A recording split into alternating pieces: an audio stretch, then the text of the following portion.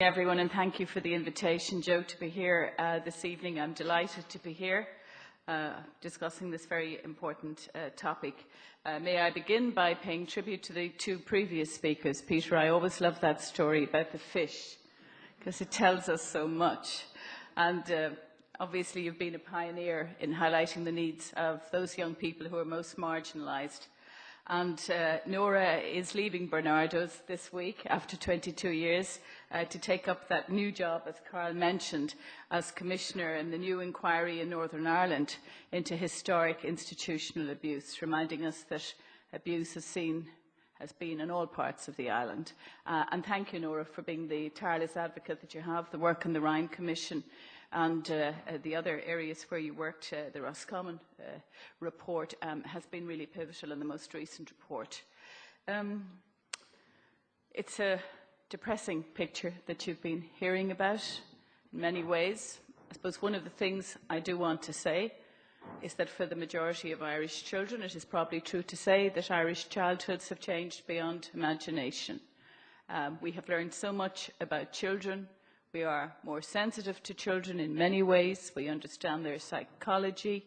We've done away with huge amounts of physical abuse that was part of, for many Irish childhoods. We have much more enlightened attitudes. We understand much more about parenting. So many parents all over this country do the very best for their children, do a really good job. I think what we're focusing on here tonight are the needs of our more vulnerable children. And we're asking the question, how does Irish society treat those children, whether it's in poverty, children in care, children who are marginalised? And that's the serious question that we have to address tonight. A number of dates have been mentioned. I just want to recall a few as well. 1980, the Task Force on Childcare. 1993, the Kilkenny Report. 1995, Kelly Fitzgerald. 2005, Ferns Report. 2009, Dublin, Rhine, Monaghan. 2010, Roscommon. 2011, Cloyne. 2012, the Gibbons-Shannon Report. 17 reports, and there were more, 17 reports since 1980. A litany of failure, and that, as has already been said, that is our history. But it need not be our future. This autumn there will be a children's referendum. The people of the state will be asked to enshrine the protection and rights of children in Bunrock na HÉireann. This constitutional change, along with the legislative change which has been mentioned, and the services change, which my department and I are currently pursuing, represents the single most important set of reforms that have ever been made in the history of child protection in this country. They're not just symbolically important, they're not just legally important, they're just not important in principle, but literally they are the most important moves we can make to protect our children, because cumulatively these changes are about something more. They're about a cultural shift in our attitudes and behaviour. They're about fostering a culture where child protection is everyone's responsibility, all of us. At the seminar here today and the discussions, we've talked a lot about collaboration, we've talked a lot about permeability between different organisations, we've talked about interagency work, we've talked about innovation across sectors. All of this is relevant to child protection, but we have a very long way to go to get that dynamism into the child protection services that we see in other areas, because we do have a nationally shameful record when it comes to protecting our children. I don't think it is quite the image we have of ourselves, but when you examine it, that's the truth. We have, since the foundation of the state, failed huge numbers of our youngest and most vulnerable. And as those failures became clear, we attributed blame to the most obvious targets. We attributed blame to some perpetrators. We had some scapegoats, some who sinned by commission, some who sinned by omission, and some not at all.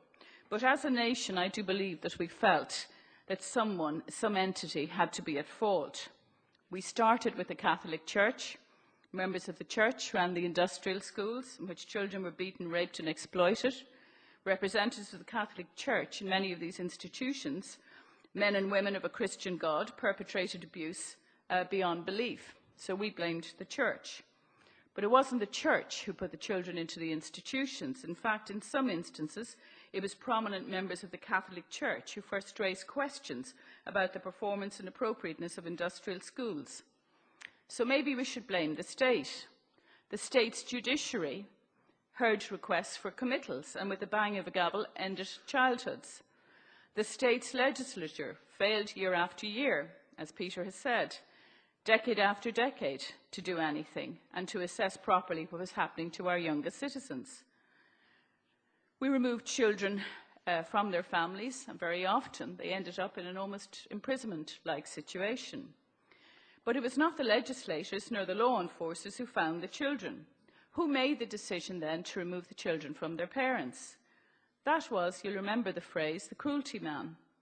A very unfortunate euphemism, unfortunate because it allows us to forget who the cruelty man was. He was the man, as the Ryan report recounts, and they were nearly all men, who would visit families and who had the power to take children from them.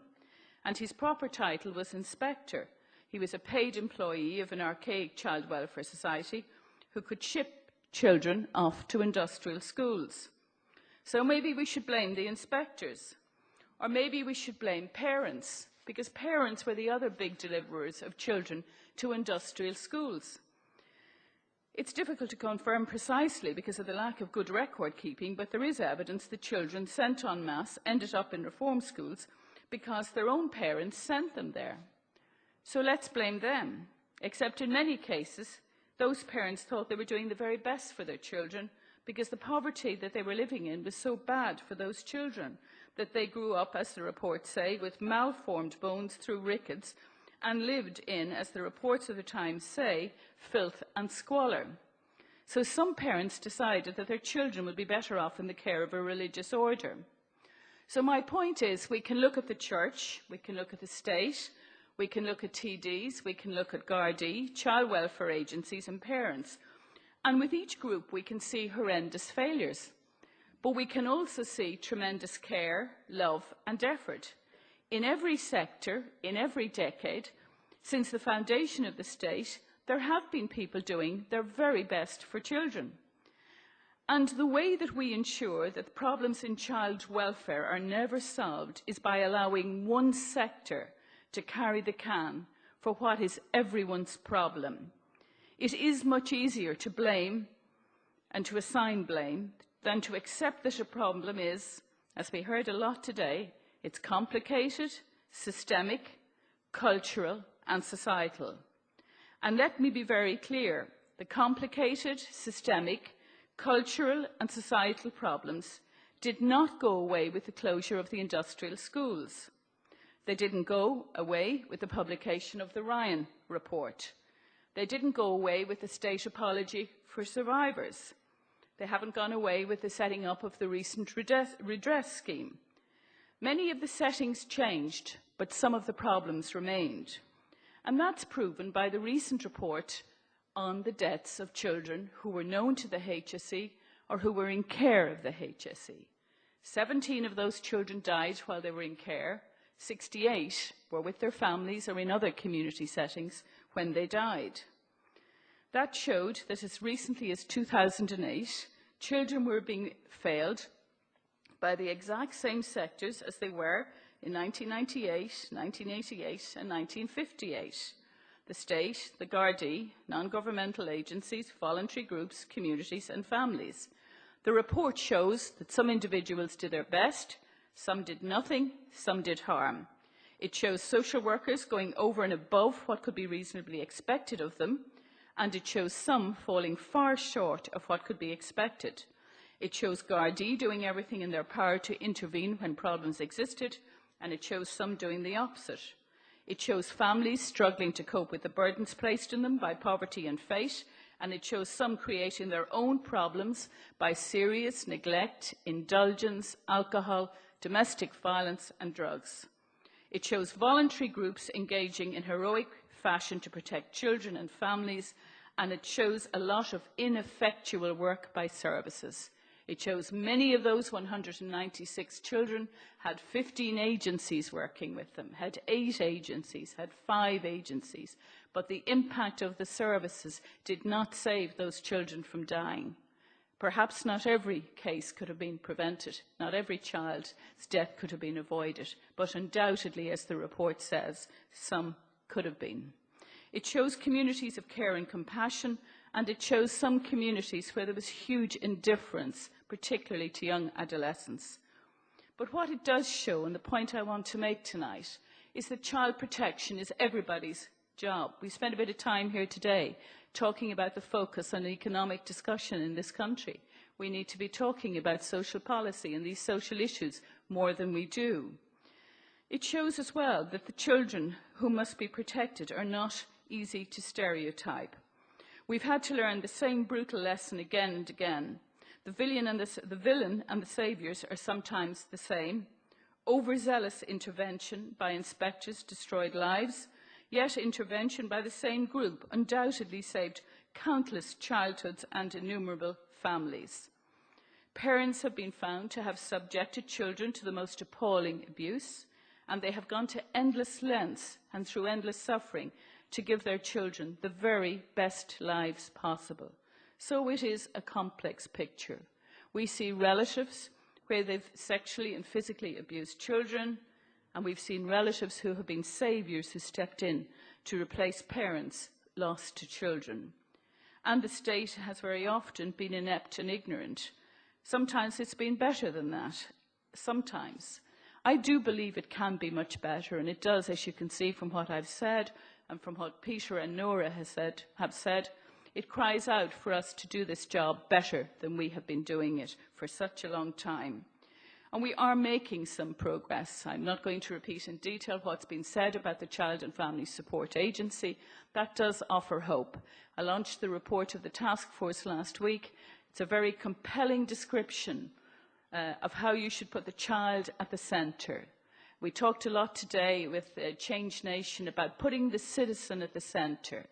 How do you put the child at the centre? I got the best description I could possibly have got from the task force last week of how we need to change the services in this country and put the child and the family at the centre.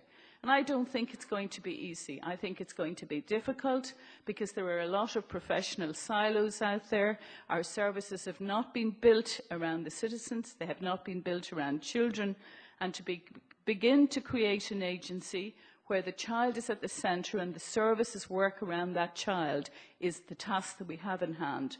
It's very challenging. I believe it can be done, but it's going to take a lot of leadership, a lot of innovation, the kind of thing we were talking about here today. There's huge innovation going on in this sector. I don't have time tonight to talk about it, but there's many people in this room who are involved in it. I do believe we need that sort of creative interchange between the NGO sector, the voluntary sector, and the new agency. And Nora said the new agency cannot do everything itself. We need that creativity between the sectors and the statutory agency to get the kind of outcomes that we need to get for children. So I want to say tonight that I believe no element, no aspect of government work has been as neglected down the years as child protection. And that must make you all ask the question, why? I don't quite know how we answer that question as a society, but I think it's true. I do realise, however, that this week Joe and his colleagues here have been listening to many papers about lots of different aspects of how government does its work. And it's clear that reform is needed in every area. But as I've said, from where I've been for the last year and a half, I can certainly see that the area of child protection and the development of services for children and families has been hugely neglected and is hugely in need of the kind of reform agenda that has been discussed here this week. And I would say that we know a lot about the economic problems, but perhaps what's less clear to people when you examine this area is that we haven't had a national framework for service delivery. We haven't had proper data collection at a national level. We heard how important again and again that was today and the need to evaluate. We haven't had a standard approach to assessing risk and referring cases. We haven't, as the child death report said, we haven't had effective interagency work. Quite extraordinary lack of collaboration in this area. And we certainly need to start looking at funding collaboration, which I thought was a really excellent suggestion made here today by one of the speakers. So we've a lot of work to do. I could go on and on. I don't want to delay you, but there's a number of examples. the increasing use of Section 47 by judges, where the judge decides that they will order the local childcare manager to provide X services, often at huge cost. The judge is doing it because they believe it's the right thing. They feel that the child is not getting the kind of services they need. But we need to move to a family court situation where judges work cooperatively, can work with the local childcare agency. We have a system of guardian ad litems in our courts where young people have a representative in the court, but we don't have a national system in relation to that. It's developed in an ad hoc way. So there are lots of challenges, and as I say, I believe we can do a lot about it, but you can see the scale of the challenge. It's not going to happen overnight, but I'm determined that we will take on these challenges and deal with them through the establishment of the new agency, through the type of legislation we're putting through, and by driving innovation in this area in the way that we need to. So look, the task is going to take a long time. There's a lot of change. The referendum will make a difference. We are committed to having that referendum later this year. I believe, Peter, more than anything else, that what the referendum can do is make children visible in our Constitution. If you make something visible, and if you outline that that visibility is so important, that the child's voice should be heard, that the best interest of the child should be heard, that, I believe, can make a substantial difference. As I say, it is going to take time to create this new reality because this system has been crumbling for decades. It is certainly a task worth doing. It's one that we have to do. The referendum will be a foundation in which we can gradually build the new system, a system which will ultimately ensure that the children of each coming decade have a better childhood than those of the last, where I believe we can move from that bleak failure that you've been listening to tonight, that bleak past, to a brighter future. Thank you very much indeed.